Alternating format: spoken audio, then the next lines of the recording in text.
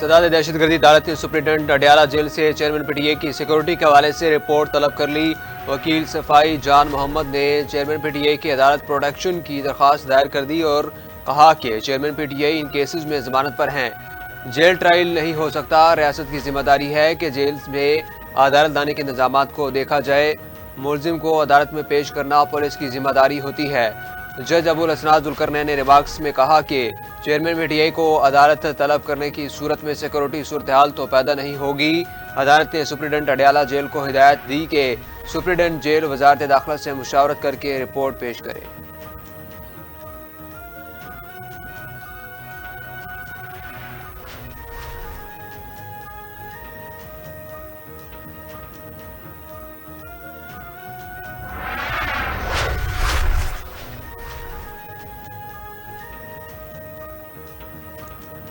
पाकिस्तान मुस्लिम league नून के कायद मियां Mohammad Nawaz Sharif London से Saudi अरब के शहर जद्दा पहुंच गए। साबिक वज़ीर आज़म मियां नवाज शरीफ निजी एयरलाइन की परवाज के जरिए जद्दा पहुंचे। नवाज शरीफ सऊदी अरब में एक हफ्ता क़याम करेंगे। अपने सऊदी दौरे में क़याम के दौरान वो उम्रा भी अदा करेंगे।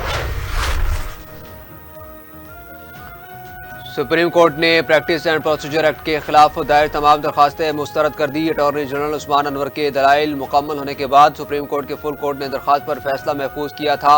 चीफ जस्टिस काजी फायज ईसा ने फैसला सुनाते हुए कहा कि फुल कोर्ट ने 5-10 के तनासुब से एक्ट को बरकरार रखा है। Justice Ejazul Hasan, justice Munib Akhtar, justice Ayesha Malik, justice Mazahir Naqvi और जस्टिस शाहिद वहीद ने एक्ट की मुखालफत की, जबकि बाकी जजेस ने एक्ट के हक में फैसला दिया। Supreme court practice and procedure act के खिलाफ दरख्वास्त मुस्तरद कर दी। फैसले में कहा गया है कि 8 और 7 के तनासुब पर अपील के हक की माजी के इतलाक की मुखालफत की गई और अब एक्ट का इतलाक माजी से नहीं होगा।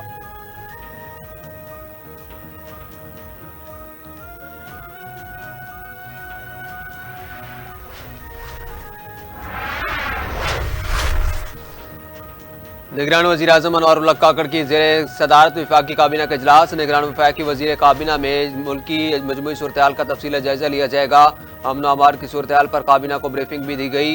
ज़राए के मुताबिक निगरान वफाकी काबीना ने डिप्टी चेयरमैन नैब को तकर्री की मंजूरी दे दी। वफाकी काबीना ने नैन प्रोसिक्यूटर्स जनरल के लिए एहतशाब कादिर की तकर्री की मंजूरी दे दी। निगरान वज़ीर आज़म अनवर काकड़ की ज़ेर सदारत पाकिस्तान इंटरनेशनल एयरलाइंस के हवाले से इजलास को PIA के मुख्तलिफ उमूर पर तफसीली ब्रीफिंग दी गई। दौरान इजलास निगरान वज़ीर आज़म ने PIA के मामलात पर फैसला साजी में ताख़ीर पर तशवीश का इजहार किया। उन्होंने कहा कि मुल्क मुआशी मुश्किलात का शिकार है और कौमी इदारों का खसारा मुश्किलात में इजाफा बाइस बन रहा है। अनवर काकड़ का कहना था कि अवाम के टैक्सों से इन इदारों का खसारा पूरा करना मजीद मुमकिन नहीं।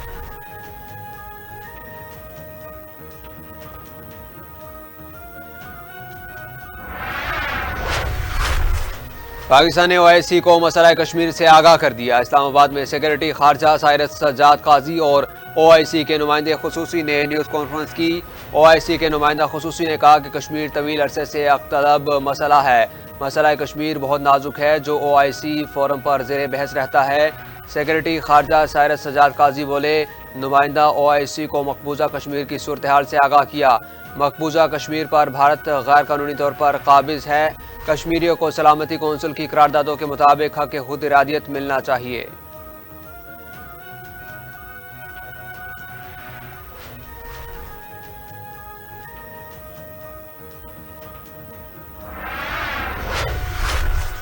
गजा में इसराइली फौज ने फ़लस्तीनियों पर मुमकिना वाइट फास्फोरस बम का इस्तेमाल करना शुरू कर दिया। हमलों में शहीद फ़लस्तीनियों की तादाद 1100 से तजावुज़ कर गई, जिनमें 143 बच्चे, 105 खवातीन भी शामिल, जबकि 5000 से ज़्यादा जख्मी।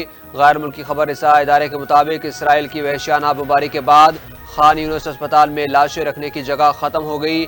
अक्सर लाशें मुर्दा खाने में स्ट्रेचर्स पर पड़ी हैं। इसराइल ने गजा यूनिवर्सिटी पर भी बमबारी की। शहीद होने वालों में सहाफ़ी भी शामिल हैं।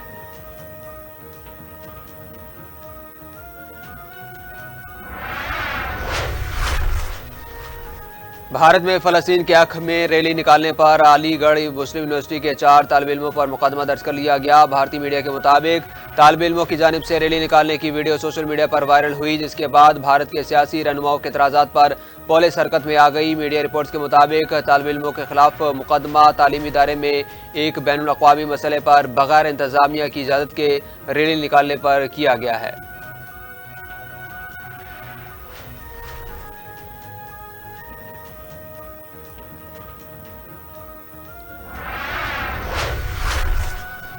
साबिक़ वज़ीर-ए-आज़म और पाकिस्तान मुस्लिम लीग नून की सदर शहबाज शरीफ ने जमीयत उलमा इस्लाम और PGM के सरबराह मौलाना फजल रहमान से मुलाकात की।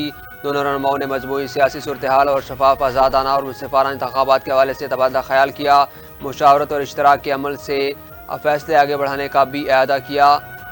मुस्लिम लीग नून के कायद नवाज शरीफ की वतन वापसी के हवाले से भी नेक तमन्नाओं का इजहार किया गया।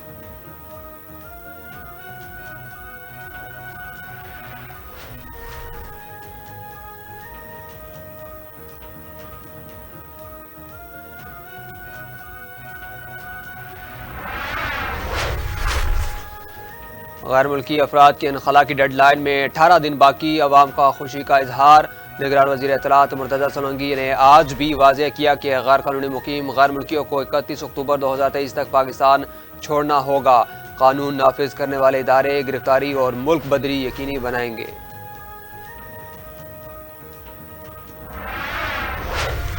महंगाई की मारी अवाम पर गैस बम गिराने का फैसला। 1 अक्टूबर से गैस महंगी करने की तैयारी मुकम्मल कर ली गई।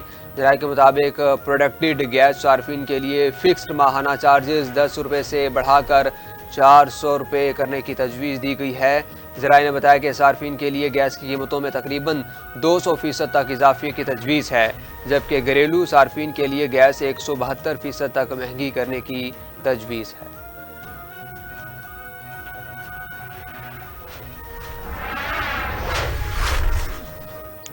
डॉलर की मुसलसल तनज़्ज़ुली कारोबारी हफ्ते के चौथे रोज़ इंटरबैंक में डॉलर की कीमत में 91 पैसे की कमी के बाद डॉलर 278 रुपये 60 पैसे का हो गया।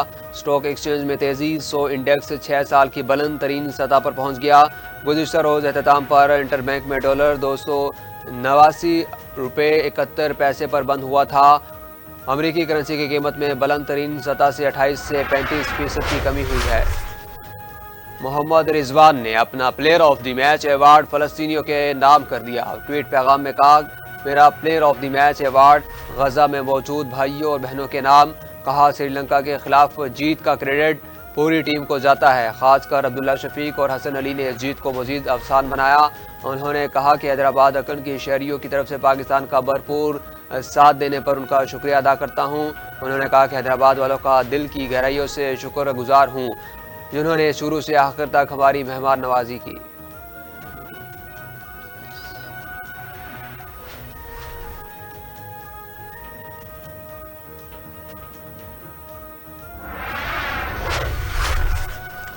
वर्ल्ड कप आज ऑस्ट्रेलिया और जनूबी अफ्रीका मध्य मुकाबिल होंगे। भारत में जारी क्रिकेट के आलमी इवेंट में आज ऑस्ट्रेलिया और जनूबी अफ्रीका मध्य मुकाबिल होंगे। मेगा इवेंट के 10वें मैच का आगाज आज 1:30 पर होगा। ऑस्ट्रेलिया और जनूबी अफ्रीका की टीमें लखनऊ के एकना स्पोर्ट्स सिटी क्रिकेट स्टेडियम में इन एक्शन होंगी।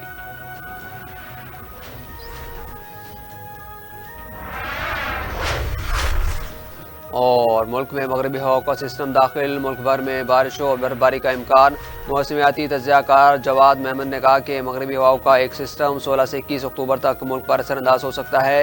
ये सिस्टम ईरान के रास्ते बलूचिस्तान में दाखिल हो सकता है। जनूबी सिंध में भी सिस्टम के कुछ असरात रहेंगे, जिसके बायस कराची में हल्की बारिश का इम्कान। जवाद महमद ने मजीद कहा कि दूसरा मगरबी हवाओं का सिस्टम मौसम सरमा में मुल्क पर असरअंदाज होगा, जिस दौरान मामूल या मामूल से ज़्यादा बारिशों का इम्कान।